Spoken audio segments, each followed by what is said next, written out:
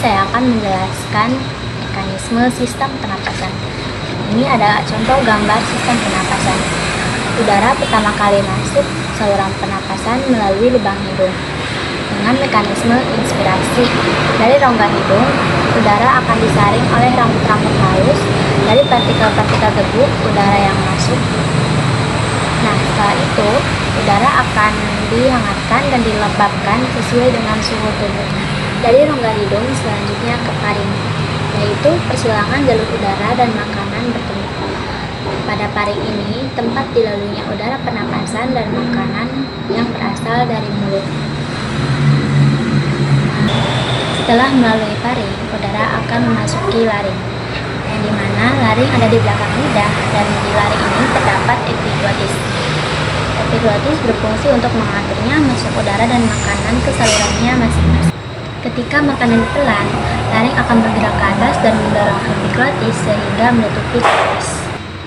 Glotis di sini bukan trakea atau tenggorokan.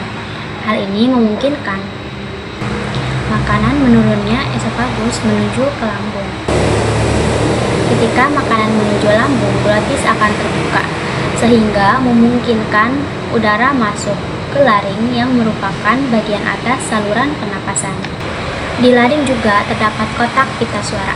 Suara yang dihembuskan dari dalam keluar akan mengalir cepat melalui pita suara, yaitu sepasang otot elastis di dalam laring. Suara dihasilkan ketika otot-otot di dalam menegang atau berkontraksi, yang kemudian merentang pita suara sehingga bervibrasi atau bergetar. Nah, suara tinggi dihasilkan dari pita-pita suara yang terentang erat dan bervibrasi sangat cepat. Sedangkan suara rendah berasal dari pita-pita suara yang tidak begitu tegang dan bervibrasi secara lambat. Dari laring, udara akan masuk ke dalam trakea, yang dimana di dinding trakea ini terdapat kartilago atau tulang rawan yang berfungsi untuk memperkokoh trakea, sehingga saluran ini akan tetap terbuka. Selain itu, terdapat epitelium yang melapisi trakea hingga bronkus. Epitelium ini ditutupi oleh silia pada permukaannya dan selapis mukus atau cairan lendir yang tipis. Silia ini berdenyut dan bergerak seperti ombak menggerakkan mukus ke atas menuju paring. Tempat mukus tersebut akan ditelan atau dibuang sengaja keluar melalui mulut.